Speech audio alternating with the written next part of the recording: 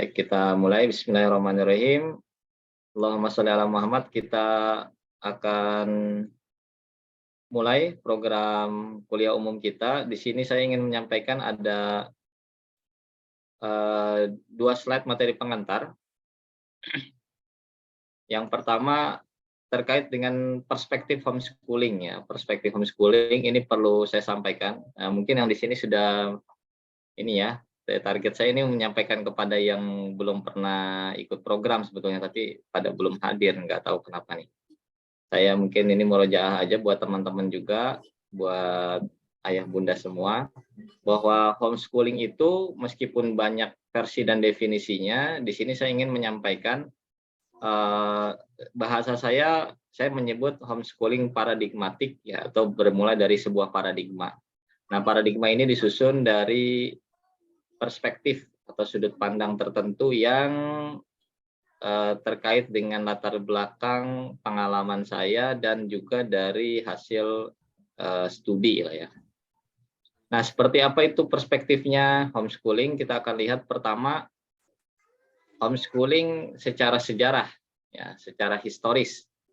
Historis kronologisnya homeschooling itu harus dipahami sebagai sebuah kondisi keadaan awal di mana anak belum masuk ke sistem pendidikan manapun. Jadi anak atau seseorang atau keluarga itu belum masuk, belum terlibat dalam sistem pendidikan manapun. Jadi ada kesamaan dengan istilah unschooling atau yang sering dipakai dengan definisi umumnya tidak sekolah atau dalam hal ini belum bersekolah, ya belum bersekolah. Nah, dalam perspektif ini setiap keluarga homeschool atau orang tuanya khususnya itu tidak mengalami jurang psikologis, tidak mengalami jurang psikologis, tidak ada kebimbangan, tidak ada kegalauan, tidak ada tuntutan dari mana-mana, tidak ada tuntutan social pressure atau yang lain, ketika berada di rumah bersama anaknya. Jadi keluarga itu tetap berada di rumah bersama-sama menjalani kehidupan tanpa ada pressure, tanpa ada tekanan dan tidak ada tuntutan. Maka tidak ada gangguan psikologis. Nah, munculnya jurang psikologis itu adalah karena ada yang mewajibkan untuk melakukan sesuatu. Dalam hal ini adalah wajib sekolah. Ya, karena ada tuntutan mewajibkan sekolah dari otoritas politik, maka menjadi sebuah respon, ya, akhirnya menjadi sebuah respon atau menjadi sebuah muncul sebuah tanggapan ya dalam diri keluarga atau orang tua ketika diwajibkan sekolah itu apakah akan mengikuti kewajiban tersebut atau tidak. Ketika ingin mengikuti atau melaksanakan kewajiban tersebut atau menerima kewajiban tersebut, maka dia akan melihat programnya seperti apa, akan dimasukkan ke dalam sistem yang bagaimana, tentu akan ada rasa penasaran, tentu akan ada rasa curiga, ya karena ada sesuatu yang baru. Tentu akan khawatir, ya nanti bagaimana dan apa yang akan terjadi, apa yang diajarkan, dan segala rupanya, ya banyak hal. Yang itu akan membentuk jurang psikologis. Kemudian yang kedua adalah tuntutan dari masyarakat yang sudah menerima, ya taken for granted, ya yang menerima apa adanya, pokoknya semua diterima apa yang dari pemerintah, kemudian diikuti saja tanpa ada penolakan, tanpa ada daya kritis, dan mereka menuntut orang lain atau anggota masyarakat yang lain untuk juga mengikuti, sehingga yang tidak mengikuti dianggap dalam tanda kutip ya sesat atau menyimpang atau menyempal atau melawan atau bisa jadi subversif atau oposisi dan sejenisnya. Nah, maka bagi keluarga yang tidak mengikuti atau yang bertemu dengan tipikal anggota masyarakat yang tadi, maka dia akan muncul jurang psikologis gitu. Munculnya itu karena ada pressure. Nah, ketika pressure-nya diterima, maka ada stres. Ya, ada stres dan galau gitu ya, muncul kegalauan. Makanya di sebagian pengalaman keluarga-keluarga yang lain itu ada yang butuh konsultasi atau butuh dukungan ketika menghadapi pertanyaan-pertanyaan dari masyarakat, ya, dari masyarakat, dari lingkungan sekitar, dari keluarga besar, karena ya galau harus ngapain gitu ya. Apalagi yang belum mantap, belum kokoh menganggap anaknya itu adalah milik dia atau otoritasnya ada di tangan dia. Sehingga masih bertanya-tanya apakah anak ini harus diserahkan ke pemerintah dalam program maksudnya, atau diserahkan kepada masyarakat yang ngikutin kultur masyarakat, atau kita bentuk sendiri, atau kita yang ngatur sendiri sebagai orang tua. Nah, ini jadi kan ada di situ diskusinya.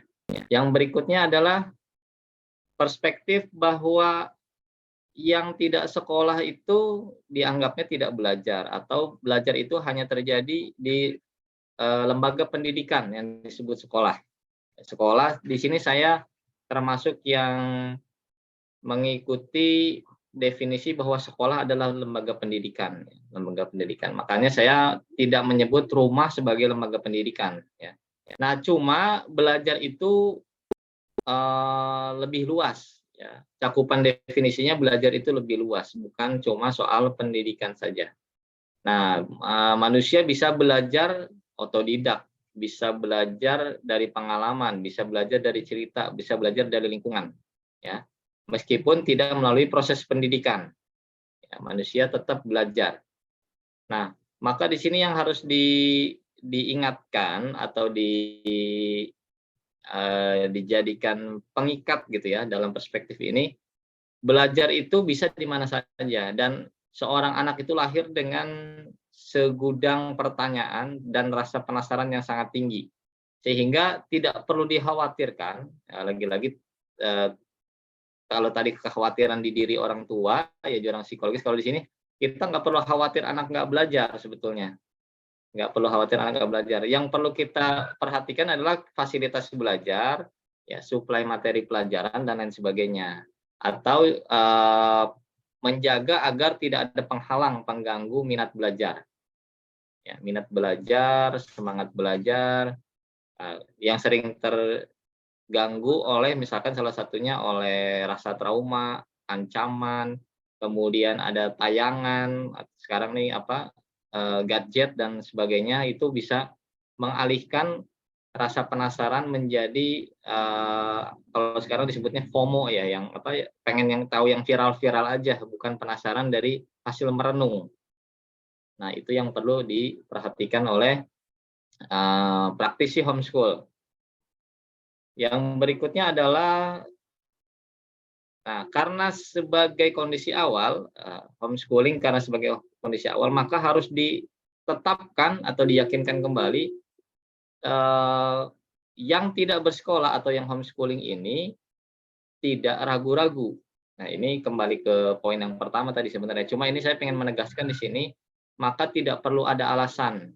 Nah, ini saya jawaban juga nih terhadap materi-materi dasar homeschooling atau di buku-buku homeschooling biasanya alasan-alasan untuk berhomeschooling itu diceritakan.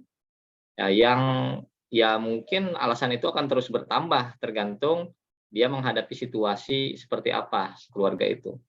Makanya saya lebih menekankan sebetulnya jangan alasan untuk homeschooling harusnya yang dituliskan, tapi alasan-alasan untuk bersekolah. Sehingga kalau nggak ketemu alasannya, ya, kalau nggak ketemu alasannya jangan sekolah.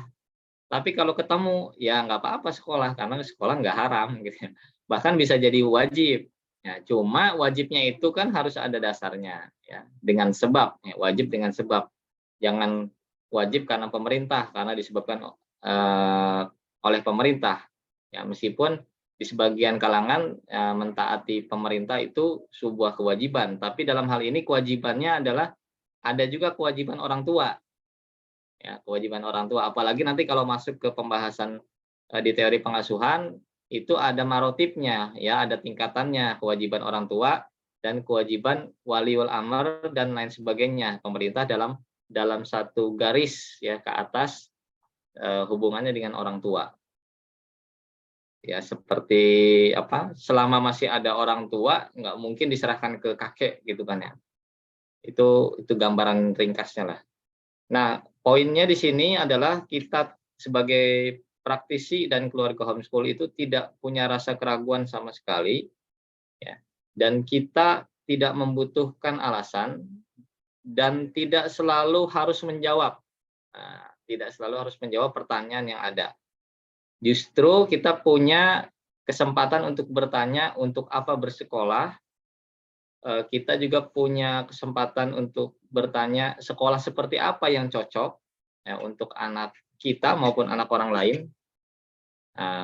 Setelah pertanyaan itu terjawab, ya maka mungkin itu bisa menjadi solusi. Kalau tidak, ya kayak kayak misalkan posisi kalau di saya nih, mau mondok juga misalkan mondokin anak, mondoknya kemana? Ke siapa, ustadznya, kiainya, kitabnya apa, pelajarannya apa. Kalau belum ketemu ya ya berarti kan balik lagi ke titik awal, gitu ya, balik ke titik awal. Kalau ketemu ya berangkatlah.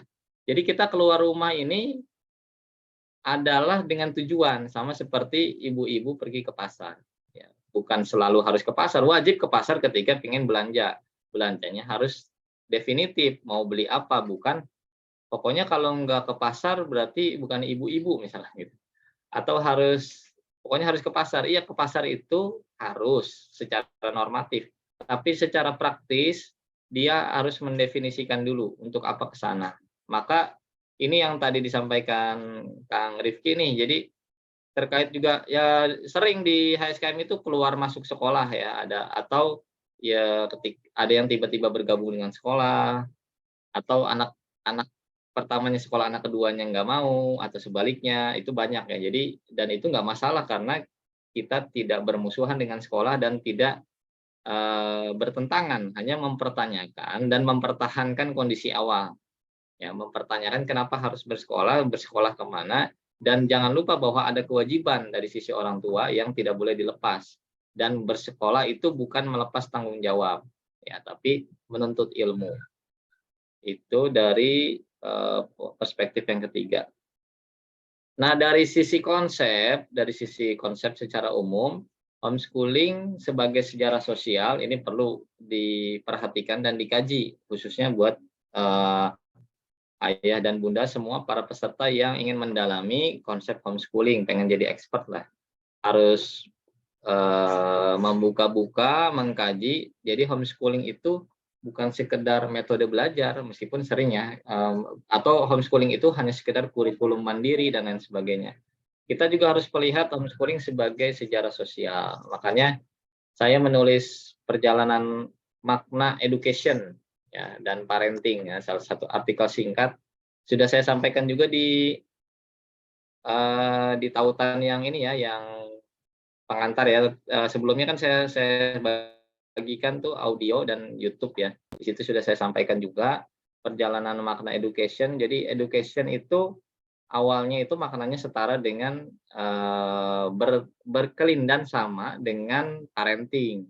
Akan tetapi di barat karena proses wajib sekolah dan proses industrialisasi, maka education itu menjadi berpindah ya. Education itu menjadi tersekolahkan dan menghilangkan parenting atau menegasikan aktivitas parenting. Ya, makanya di sini harus dijelaskan bahwa atau ditegaskan kembali, education itu sekarang sinonim dengan schooling.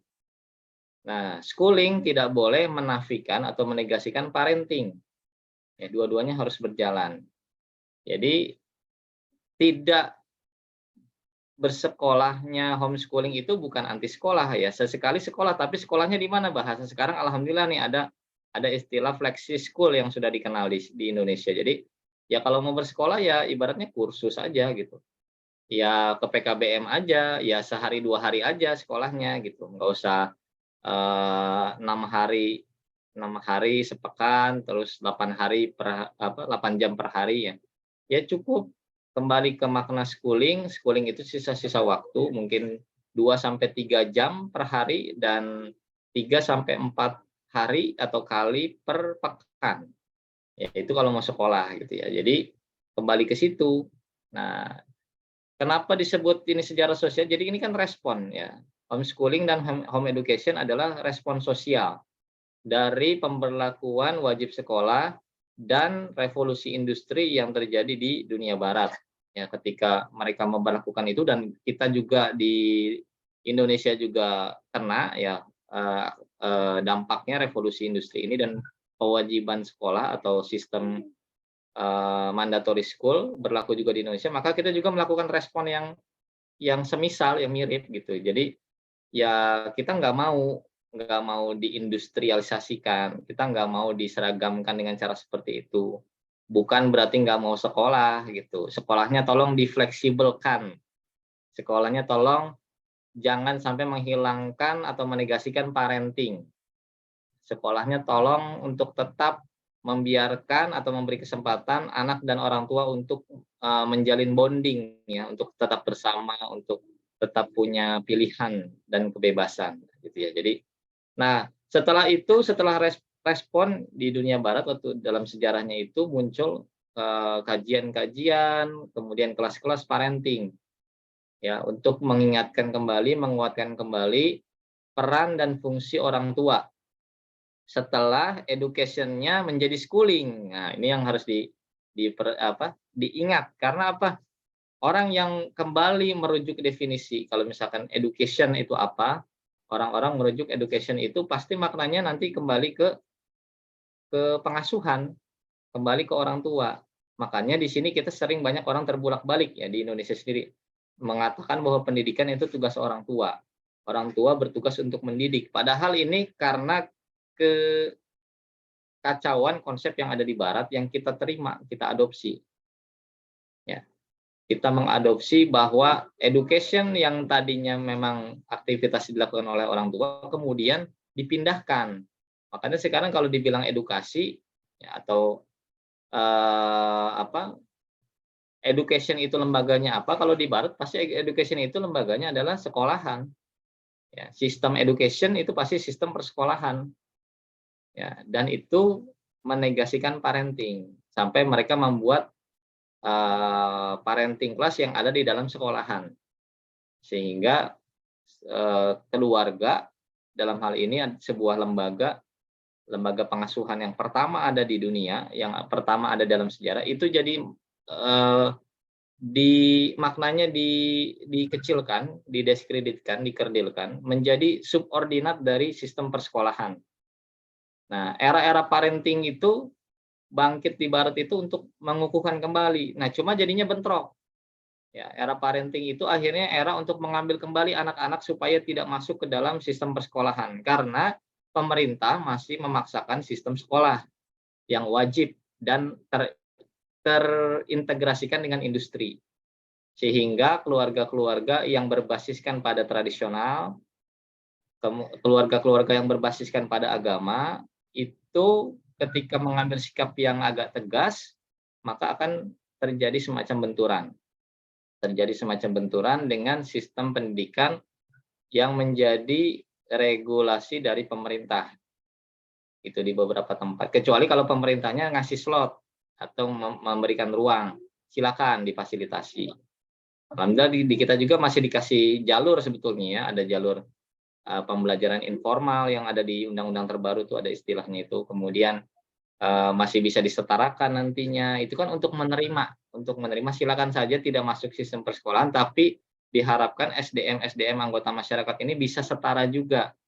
Itu kepentingan pemerintah seperti itu. Jadi jangan sampai ada yang tertinggal, maka harus bisa nantinya disetarakan. Problemnya ini penyetaraannya pengen jadi penyeragaman. Akhirnya dihilangkanlah ciri khas, kemudian dinegasikanlah atau dikurangilah peran-peran dari parent, dari orang tua. Nah, ini yang menjadi concern dari pengkaji homeschooling ya. Demikian juga yang jadi concern dari pegiat komunitas homeschooling supaya orang tua itu kembali berperan, dan sebetulnya peran orang tua itu ya sama dengan peran pemerintah. Maka tidak perlu dibentur-benturkan. Ya. Tidak perlu anak itu dianggap sebagai yatim sehingga harus diurus oleh pemerintah.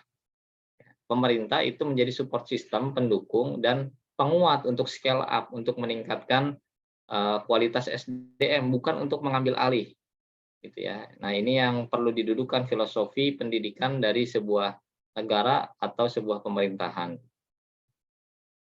Yang terakhir, ini ini metode-metode belajar mungkin nggak perlu terlalu dalam, cuma Ini yang paling sering disebut school at home gitu ya, dan unschooling. Ini dua nama yang sering dinisbatkan sebagai dua jenis praktek homeschooling. Kemudian di sini ada beberapa istilah yang ada dalam tradisi Islam dalam proses belajar. Ada belajarnya ngikutin guru, ada yang bersahabat dengan guru, ada yang duduk di majelis untuk memverifikasi pelajaran. Ya, kemudian juga ada yang ngecek satu persatu ya hasil pelajarannya atau mengevaluasi ujian-ujiannya. Demikian untuk yang pertama. Untuk sesi yang pertama ini mungkin saya kasih kesempatan untuk yang hadir di sini untuk bertanya, merespon atau memberi tanggapan. Setelah itu nanti ada sedikit lagi pembahasan tentang peta homeschooling. Tafadhol bagi yang ingin merespon, bertanya atau menanggapi. Izin Chef, boleh Chef? Silakan. Ya apa anak aneh dua kan di Kutap ya. Secara yang tadi sudah disebutkan nama antum sebenarnya mungkin paling ya nggak tahu ya kalau dari selama aneh muter-muter cari-cari gitu kayaknya paling mendekati dengan konsep yang tadi udah antum jelaskan gitu terkait tidak apa istilahnya. Justru kalau yang aneh perhatikan di Kutap itu justru dia dari awal dia kan ada kayak stadium general gitu ya, dan tes pertamanya adalah kedua orang tua baik bapak dan ibunya itu siap untuk dilibatkan 100% gitu, karena menurut mereka gitu konsep mereka adalah sebenarnya secara bahasa mungkin berbeda ya, tapi kalau yang Ana coba tangkep ya homeschooling tapi berapa kira-kira 5-6 jam dititipkan ke Kutap gitu bahasanya seperti itu, hanya untuk mengambil ilmu yang memang kurang dari kedua orang tua gitu sih. Apakah nah pertanyaannya mungkin lebih kepada aneh lebih kepada ini sih, pengen nanya lagi sih, kira-kira ada nggak sih yang sejenis seperti itu gitu untuk perbandingan juga buat anak-anak aneh selanjutnya gitu, dengan konsep sebenarnya aneh sama karena aneh masih full ya kerja, sementara istri itu kurang bisa sebenarnya untuk meng-create kondisi homeschooling gitu ya, di mana anak-anak bisa tetap belajar gitu. Itu boleh. Oke. Anggapannya. Jazakallah khair. Barakallah. Baik. Ini pertanyaannya sebetulnya agak setback nih. Agak setback mungkin karena udah lama nggak diskusi ya, Kang Rifki. Jadi untuk teman-teman yang waktu itu sempat awal booming Kutap ya, dari Ustadz Budi Asari dan kawan-kawannya sampai membuat fenomena baru di Indonesia, bermunculan, menjamur lah ya gitu Kutap di Indonesia di mana-mana. Kemudian waktu itu kan ada diskusi di teman-teman komunitas homeschooling, masuklah sebagian ke Kutap. Ada yang akhirnya kembali lagi, ada yang akhirnya galau. Terakhir-terakhirnya masuk juga ke Kutap gitu ya. Jadi ada beberapa diskusi yang kalau kita pahami di sini, tadi saya sedikit kasih clue sebetulnya untuk masalah ini sebagai homeschooling, sebagai respon sosial itu karena berhadapan dengan sistem pendidikan yang sekarang. Sama dari Kutap juga sebetulnya itu merespon ya, ingin membentuk sistem pendidikan versi Islam. Ya, versi Islam ini ada lembaga namanya Kutap. Ya, jadi Kutap sebagai pendidikan dasar dimunculkan supaya menjadi semacam substitusi pengganti orang yang seharusnya masuk ke SD. Ya, sekolah dasar yang kurikulumnya versi pemerintah dan ada di usia psikologis yang ditetapkan oleh para psikolog versi konvensional, versi pendukung sistem sekolah, itu mereka yang nggak mau atau mau menerapkan versi Islam, ya kembali ke Kutap, ya, atau memilih Kutap. Nah, problemnya adalah ini sekaligus kritik mungkin ya, tapi kritiknya mungkin ini tidak fair ya, kalau saya sampaikan bukan ke saya beberapa kali diskusi dengan guru-guru Kutab dan saya sudah sampaikan. Cuma di sini bukan dalam rangka mengkritik Kutabnya, bukan dalam rangka mengkritik Kutab, tapi dalam rangka menjelaskan posisi Kutab. Dan mungkin nanti nggak di forum ini ya detailnya. Menjelaskan posisi Kutab itu ada di mana. Nah, di sini saya share screen. Emang kebetulan pas ini dengan yang mau disampaikan nanti di berikutnya. Cuma sebelumnya ini saya mau sedikit, ini ada slide yang ini slide yang berbeda yang nggak akan kita bahas. Cuma saya sudah menjelaskan di dalam rangkaian lembaga pendidikan. Nah, di lembaga pendidikan ini di dalam sistem pendidikan Islam, itu Kutab itu memang ada. Dan kalau seorang muslim ketika mau berhomeschooling, artinya tidak mau bergabung tadi dengan pola, tidak mau ngikutin pola regulernya sistem pendidikan nasional, dia kan bisa milih sistem pendidikan sendiri. Ya, ada yang menggunakan jalur pesantren. Jalur pesantren sebagai istihad yang dilakukan para ulama, alim ulama di Nusantara, membentuk sebuah pola, kemudian bentuk sebuah sistem sendiri. Pesantren ini mirip dengan homeschooling nih, mirip komunitas homeschooling, ada istihadnya, dirangkai. Nah, kalau nggak mau istihad sendiri, ya rujuk aja ke sejarah dulu. Di sejarah dulu ada Kutab, ada zawiyah, ada madrasah. Tinggal diikutin aja, dibangun lagi, kemudian diikutin atau diamalkan, gitu ya singkatnya itu. Jadi yang nggak perlu istihad, tinggal ngikutin. Kemudian ya memang dari dulunya Kutab ada gitu. Cuma Kutab yang bagaimana? Nah, itu nanti kita perlu cross check dan diskusi. Intinya kalau untuk masuk Kutab ya memang Kutab gitu, tapi Kutab itu versi sekolah, versi Islam, versi sekolah di awal. Yang kalau bahasa sekolah tadi sebetulnya sekolahnya mungkin cuma 2 jam gitu ya, mungkin cuma 2 jam kalau kayak TPA lah. Kalau saya nyebutnya dulu bahasanya kalau di kita tuh dulu ada TPA, ya tinggal TPA aja. Cuma TPA ini kan biasanya cuma untuk membaca Al-Qur'an, kurang lengkap. Nah, saya selalu bilang teman-teman yang punya TPA dulu nih ya, waktu diskusi awalnya, teman-teman kan di materi kuliah homeschooling juga sebetulnya di kuliah homeschooling ada bagaimana cara mendirikan Kutab. Ini salah satu bahasan juga, bagaimana cara mendirikan Kutab. Ringkasnya itu teman-teman yang sudah punya TPA atau ngerti TPA atau yang sudah mendirikan rumah Quran dan ngerti rumah Quran, tinggal melengkapi kurikulumnya, ya. Jadi kalau belum ada baca tulis Quran atau cuma menghafal doang, berarti dilengkapin membaca Al-Quran, menulis Al-Quran, menghafal Al-Quran, mempelajari bahasa Al-Quran, berarti bahasa Arab. Jadi kalau ada TPA yang baru cuma belajar baca Iqra dan Al-Quran, tinggal dilengkapi, ada menulisnya sampai ke tingkat kaligrafi kalau perlu. Kemudian membacanya dan membaca dengan maknanya, berarti bahasa Arabnya harus masuk. Nah, jadi Al-Quran itu dibaca sepenuh hati, sepenuh jiwa dengan maknanya. Nah, itulah Kutab gitu ya. Itulah Kutab yang awal lah gitu, yang setelah Al-Quran dibukukan. Kutab yang sebelum sebelum pembukuan zaman Al-Quran, Kutabnya memang nggak pakai Al-Quran gitu ya. Cuma kan kalau sekarang bicara Islam tanpa Al-Quran kan lucu gitu ya, kecuali zaman sahabat memang bicara Islam ya mungkin ya seayat yang turun aja gitu ya, seayat yang turun aja. Atau gimana konsultasi ke Nabi dan lain sebagainya. Jadi Kutab itu salah satu lembaga. Nah, yang perlu dipahami dia itu maksudnya gini Syekh, jadi ya masuk ke Kutab itu kita dalam posisi karena nggak mau ke SD gitu. Tapi ngerti bahwa ini salah satu lembaga dan tidak menegasikan, menafikan kita juga sebagai orang tua punya peran parenting. Nah, di homeschooling kan istihadnya berusaha mulainya berangkatnya dari orang tua dulu.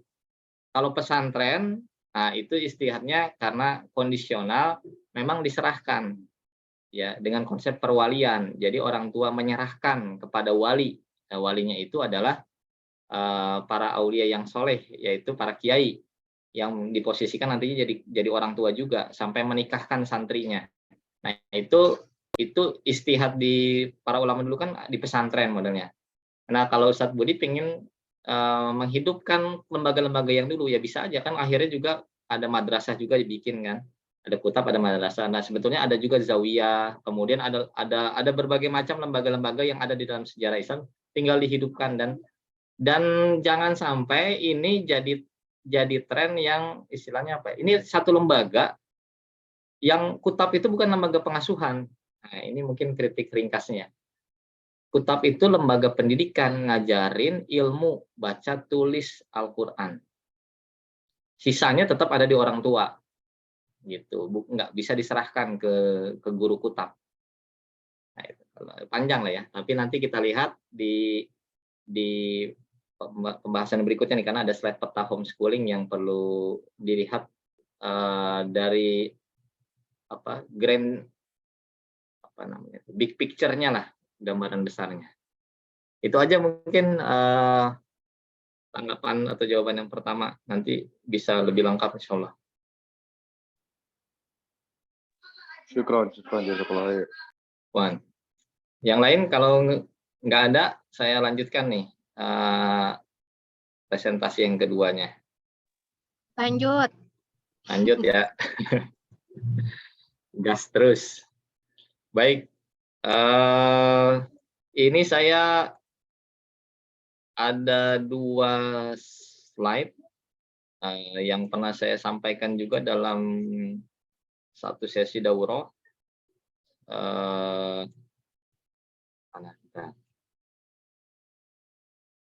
Nah, judulnya Peta Jalan Homeschooling. Ini cuma 2 slide sih, cuma 2 slide ini ringkasan ya.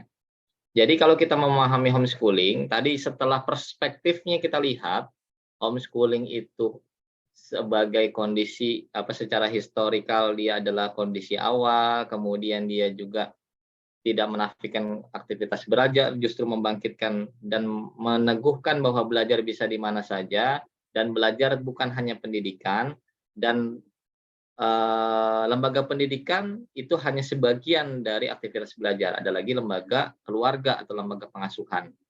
Nah, kita akan melihat sebetulnya lebih jelasnya adalah dari bagian yang ini.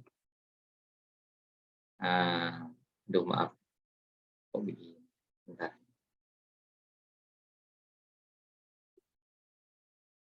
Sebentar, mana hilangnya? Oke. Balik lagi ya.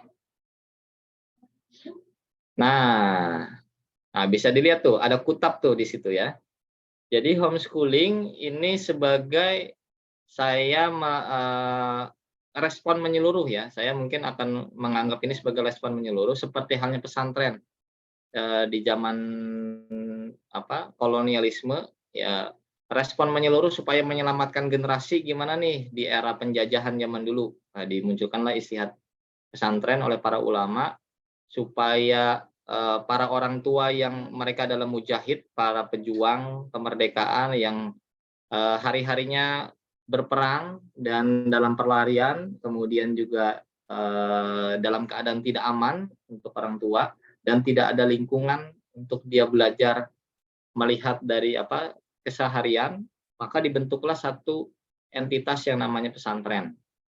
Di era itu sangat luar biasa sekali dan mungkin satu-satunya pilihan ya kalau mau hidup yang Islami ya harus masuk pesantren. Kalau enggak maka dia akan melihat keseharian yang tidak Islami dan mungkin dengan orang tua yang dalam pelarian atau orang tua yang selalu siap untuk gerilya dan masuk ke medan perang.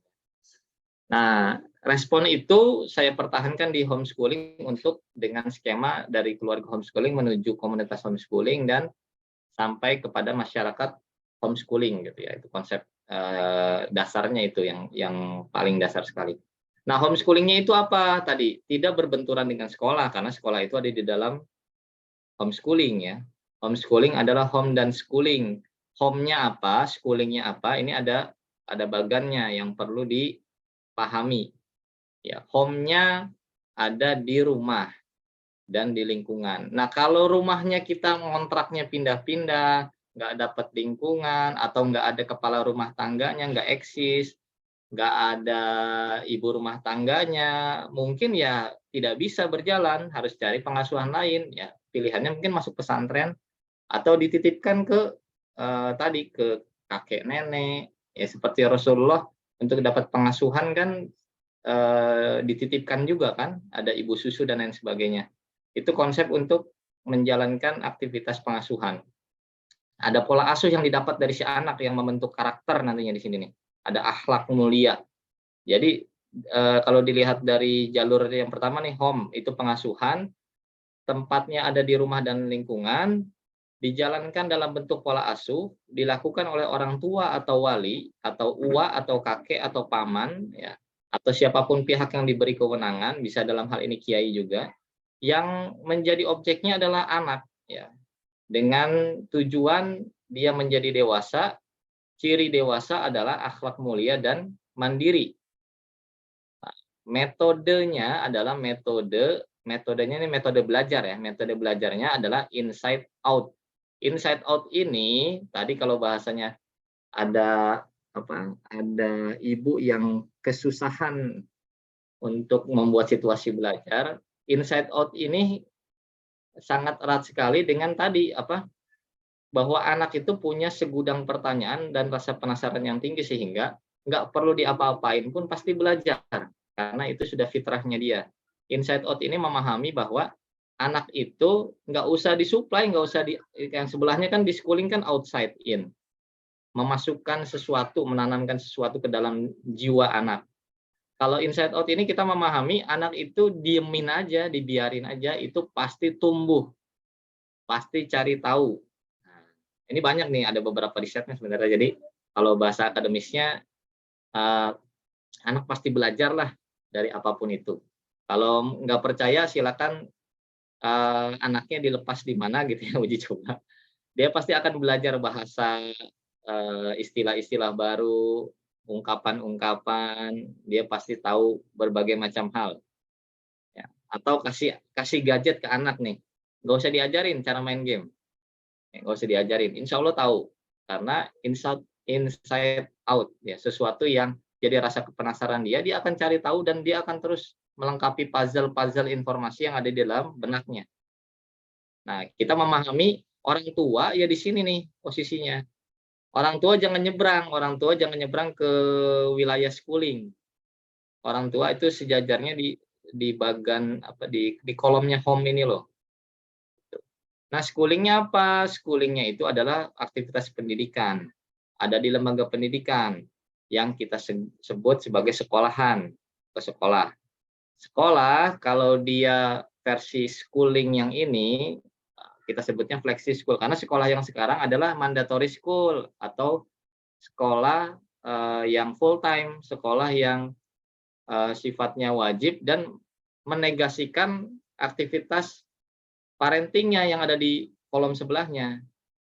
Nah, kalau sekolah yang masih normal, yang masih fitrah ya gitu ya, yaitu ini bentuknya dalam sejarah ada namanya kutab, zawiyah, dan madrasah.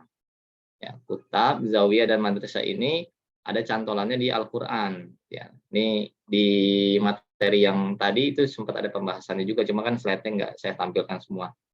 Kemudian dia belajarnya dengan cara apa? Dengan cara adanya kurikulum ilmu yang dibuat oleh ahli ilmu atau guru atau pakar.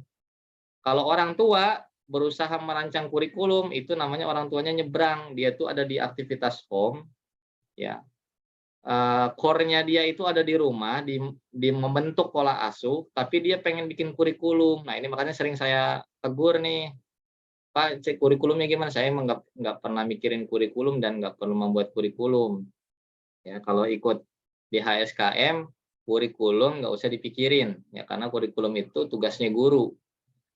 Tugasnya kita adalah nyuruh anak untuk berguru pada waktu anak itu sudah mulai akil balik. Gitu ya. Jadi di sini objeknya siapa kurikulum itu? Ya, dari subjeknya guru, objeknya adalah murid supaya dia menjadi orang yang berilmu atau menjadi ulama dan cendekiawan. Metode belajarnya adalah outside in, apa yang ada dari luar ditanamkan ke dalam. Dari luar itu adalah dari ilmu yang dimiliki oleh si guru atau si ulama, si ahli ilmu, kemudian ditanamkan ya, dibenamkan, ditancapkan ke dalam framework pemikiran yang ada di dalam diri murid. Ya, ini istilahnya udah presisi nih ya, ada murid, ada anak. Ya. Yang diajari oleh orang tua adalah anak, yang diajari oleh guru adalah murid. Ya. Nah, pengajaran yang ada di rumah yang dilakukan oleh orang tua namanya pengasuhan atau diasuh. Orang tua mengasuh anak. Pengajaran yang ada di pendidikan yang dilakukan oleh guru kepada murid itu namanya pendidikan. Murid dididik oleh guru, guru mendidik murid. Nah, ini skemanya ya untuk merapikan nih. Dan untuk merapikan ini agak berat ya. Saya sendiri mempraktekkan sekitar 6 bulan untuk presisi istilah supaya tidak tertukar-tukar. Ya, misalkan lagi ngapain ditanya sama orang, lagi ngajarin anak. Nah, ngajarin anak ini kan nggak presisi nih, atau anaknya dididik pakai apa, Pak? Nah, ini harus kita luruskan. Saya nggak mendidik anak, saya mah ngasuh aja, ngasuh, ngomong, nemenin, ajak main. Karena saya orang tuanya. Kalau saya guru, saya akan mendidik dia, tapi bukan mendidik anak, tapi mendidik murid, gitu ya. Nah, ini yang nanti silakan di-challenge. Saya sekitar 6 bulan sama istri waktu itu saling mengoreksi istilah ketika sedang bercakap-cakap atau mendengar ungkapan dari mana-mana. Karena apa? Ini ada big picture-nya, ini the framework-nya loh sebetulnya. Dan kenapa ini perlu ditegaskan? Karena ada kekacauan tadi yang di awal sudah silakan diputar lagi ya materi awal yang kenapa saya nulis sampai ada tulisan perjalanan makna education. Makna education itu pindah dari home ke schooling. Sementara orang-orang masih menggunakan istilah yang sama dengan makna yang bertukar-tukar dan terbalik-balik. Kemarin nih Hari Guru ya, sering diterbalikkan dengan orang tua ya. Orang tua adalah guru sejati atau ketika membahas Hari Ibu, ibu adalah pendidik terbaik. Ini bolak-balik bolak-balik. Jadi kalau dia belum meluruskan dasar-dasarnya, tidak paham framework-nya, nanti akan jadi repot sendiri. Ya. Seorang praktisi homeschooling yang memahami ini, tentu dia tidak akan, sebagai orang tua, tidak akan sibuk mikirin kurikulum dan tidak akan memaksakan proses outside in. Artinya orang tua yang bodoh tetap bisa menjadi orang tua. Orang tua yang tidak berilmu, karena memang bukan wilayahnya. Ini kan ada bagiannya, ada 2 ya. Di sebelah kiri ini orang tua nih nggak harus pintar, nggak harus ngerti, ya. Nggak harus ngajarin Al-Quran, gitu ya. Kalau mencontohkan bacaan Al-Quran, mempraktekkan sholat, nah, memang itu tugas orang tua. Ngajarin bacaan sholat, ya belum tentu. Ya, mungkin itu tugasnya Ustadz, gitu ya. Nah, kemudian yang berikutnya adalah, nah ini bagian yang berikutnya untuk melihat dari fase usia. Ya, melihat dari fase usia, di kolom pendidikan itu 0 sampai 7 tahun itu saya kosongkan. Kenapa? Karena aktivitas pendidikan itu bermula ketika manusia berakal. Ya, keyword-nya dalam pendidikan itu adalah ilmu dan akal. Sehingga tidak mungkin aktivitas pendidikan dilakukan kepada makhluk atau apapun itu, entitas yang tidak berakal, dia tidak mungkin disebut dididik atau tidak mungkin ada aktivitas pendidikan. Karena aktivitas pendidikan ujungnya adalah ilmu. Ilmu hanya bisa diikat oleh akal. Maka 0 sampai 7 tahun belum berakal dia dan pasti tidak berilmu. Kalau ada ungkapan, iya anaknya pintar banget, iya itu pintar dalam pengertian pengasuhan. Ya, ada yang karena bisa ya, karena bisa tepuk tangan dibilang pintar, itu bukan berilmu. Karena ngerti perintah, nah itu bukan berilmu. Ini pintar yang ngebantuin orang tua, nah itu pintarnya bukan pintar berilmu. Ya, suka kadang-kadang kita sebagai orang tua kegeeran ketika anak kita dibilang pintar, padahal usianya masih belum berakal. Ya, atau sudah ada akalnya belum sempurna, belum akil lah gitu, sebutannya ya. Jadi, nah ini silakan dibaca, dilihat nih, saya ya mungkin disimak dulu aja, saya bacakan sedikit ya. Pengasuhan terdiri dari pengasuhan primer, kemudian pengasuhan sekunder, pengasuhan tersier, dan pengasuhan tambahan atau penyempurnaan. Ini fase-fasenya. Jadi di primer ini diupayakan tidak ada intervensi siapapun. Ya, maka kalau di sebelum 7 tahun, kenapa ini nggak boleh ada intervensi? Supaya pribadinya jadi ya, terbentuk jati diri atau konsep diri pada diri si anak. Dan sebaik-baik, ini versi orang tua ya, versi orang tua, sebaik-baik konsep diri anak adalah yang datang dari orang tuanya. Ya. Kalau kita sebagai orang tua menyadari bahwa kita bukan orang tua yang baik, kalau kita sebagai pribadi yang, misalkan nih ada orang tua yang masih mabuk-mabukan dan dia senang mencuri, maka alangkah baiknya pengasuhannya dilimpahkan. Ya, dikasih ke uaknya, kakeknya, pamannya, atau mungkin ke kiai. Ya, supaya tidak terbentuk konsep diri dia kepada si anak gitu ya. Jadi kan ya kita ini udah hasil memperbaiki diri dan saya pengen anak saya berbentuk karakternya yang terbaik dari ayahnya misalkan atau dari ibunya. Nah, dipilihkan tuh mana yang didominankan. Ya, dalam urusan ketegasan, kelembutan, kasih sayang, percaya diri, dan lain sebagainya itu nanti diatur dalam bentuk pola asuh antara ayah dan ibu. Jangan ada intervensi yang lain. Kalau ada intervensi kakek, nenek, uak, tetangga, dan lain-lain, itu harus segera diregulasi kembali. Ya. Atau kayak tadi ya diserahkan aja supaya nggak bingung. Kalau double pengasuhan, ada kemungkinan nanti jadi double kepribadian. Ya, sama-sama kuat nih pengaruh tetangga sama kuatnya. Nanti dia jadi bingung nih mau mempola standar baik buruk, standar percaya atau tidak, yang dianggap valid atau tidak, yang dianggap meragukan, yang dianggap panutan. Nah, ini kan dari situ dasarnya. Kemudian nanti di pengasuhan sekunder mulai mengenal lingkungan dan teman sebaya, tetangga, nah, supaya bergaul ini luas nih. Nanti di sini interaksi antara konsep diri. Ya, mana yang akan jadi pemimpin, mana yang toleransinya tinggi, ini akan muncul nih, kelihatan. Mana yang senang mengayomi, mana yang senang bersahabat, mana yang egoisnya tinggi. Nah, kelihatan nih ketika bergaul ini dan nanti ada take and give, saling memberi dan saling mempengaruhi. Siapa yang pengasuhannya kuat, dia lebih cenderung mempengaruhi yang pengasuhannya lemah. Kemudian pengasuhan tersier ini adalah usaha tambahan dari kalau kita lagi kerja nih kita suka menyesuaikan diri, bersikap, berhadapan dengan orang yang menjengkelkan kah, berhadapan dengan orang yang ambisius kah, berhadapan dengan rekan yang ya teman di pergaulan kita mungkin yang overconfidence, ada yang egois dan sebagainya. Kita kan merespon dan itu melengkapi kepribadian kita. Nah, sampai akhirnya nanti kita di usia 40 itu sudah matang, sudah sulit untuk berubah lagi. Gitu ya, ini bersama pasangan nih, dengan sahabat dekat, bestinya, besti kalau kata bahasa sekarang ya bestinya, sahabat dekatnya, sohibnya, dan pasangan hidupnya, ini akan saling melengkapi sampai terbentuk nantinya.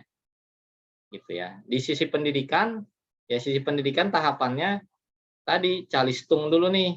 Ini yang disebut lembaganya adalah kutab tadi. Kemudian habis kutab, masuk ke pendidikan tinggi, madrasah. Nah, kalau zawiyah yang tadi saya sebut itu sekolah menengah. Zawiyah itu sekolah menengah atau lembaga persiapan untuk masuk ke dalam pendidikan tinggi. Ya, dan saya belum bisa merumuskan apakah zawiyah ini mesti oleh musrif yang itu adalah seorang ulama atau bisa oleh orang tua. Nah, ini masih pertanyaan yang masih harus riset lagi. Tapi yang jelas di kelembagaannya dalam sejarah Islam ada kutab, ada zawiyah, dan ada madrasah. Kemudian setelah itu adalah lebih ke rekan sejawat ya, peer group ya, diskusi antar antar bidang ilmu. Ya. Nah, ini gambarannya. Jadi homeschooling sebagai respon yang lengkap, sebagai ya kalau boleh disebut istihad ya istihad di masa sekarang dengan menggunakan istilah yang masih pakai istilah barat, tapi dimaknai ulang bahwa homeschooling itu home-nya versi Islam, schooling-nya versi Islam. Gitu. Nggak harus pakai nama-nama yang wah gitu ya. Makanya saya untuk menyebut Islamic homeschooling aja itu masih agak kesulitan ya. Ada beberapa materi, ya, saya bikin 2 video waktu itu yang terkait dengan gagasan Islamic homeschooling. Itu untuk bisa percaya diri menyebut secara akademis dan konseptual sebagai homeschooling yang Islami itu berat. Nah, ini gambarannya padahal sudah saya petakan dan saya buat kerangka kerjanya, kerangka berpikirnya. Cuma itu pun masih perlu diuji gitu ya, masih perlu masukan-masukan, pertanyaan, kritik dan diskusi dengan para ulama dan yang lainnya. Itu aja mungkin yang bisa saya sampaikan pada kuliah umum homeschooling ini untuk sebagai pengantar. Untuk yang masih aktif atau masuk di program kuliah, yang belum mendaftar silakan ini ya, ini baru mau mulai besok materi pertama, masih ada di Facebook group. Yang belum silakan, urusan biaya jangan terlalu dipikirkan, bisa diobrolkan baik-baik dan saya nggak berorientasi kepada biaya juga, tapi ini sebetulnya lebih ke kaderisasi karena memang ini aja ada beberapa hal yang masih butuh setup dan pengembangan, makanya saya tetap di umum itu membahasakannya ada biayanya gitu ya. Dan biasanya kalau yang nggak pakai biaya nggak serius, jadi saya menjaring lah gitu, menjaring orang-orang luar yang mau masuk ya yang siap berkorban dulu. Tapi kalau teman-teman yang udah kenal di sini udah insya Allah udah seriusnya udah kelihatan ya. Demikian yang bisa saya sampaikan. Kalau nggak ada pertanyaan saya cukupkan sampai di sini.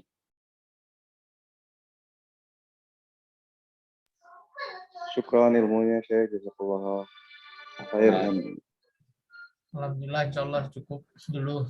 Alhamdulillah. Ya oke, kita cukupkan ya. Insya Allah mudah-mudahan bermanfaat. Nanti recordnya saya japrikan dulu ya sementara atau nanti saya proses lah karena masih ini juga nih ngerapihin situsnya juga saya. Terima kasih banyak yang sudah hadir. Alhamdulillah nih ada 3 orang juga sudah alhamdulillah ya. Jadi nggak masalah lah kalau namanya belajar tuh udah kalau biasa di S2 di S3 sekelas kadang-kadang berdua bertiga udah biasa ya. Barakallahu fikum, mudah-mudahan manfaat dan selamat beraktivitas kembali. Yang nyetir selamat Terima kasih Pak Dokter. ya sama-sama konsentrasi dan selamat sampai tujuan. Yang bisnis juga mudah-mudahan lancar. Tetap kontak silaturahim ya. Assalamualaikum warahmatullahi wabarakatuh. Subhanakallahumma wabihamdika asyhadu an la ilaha illa anta astaghfiruka wa atubu ilaik. Waalaikumsalam. Waalaikumsalam. Waalaikumsalam.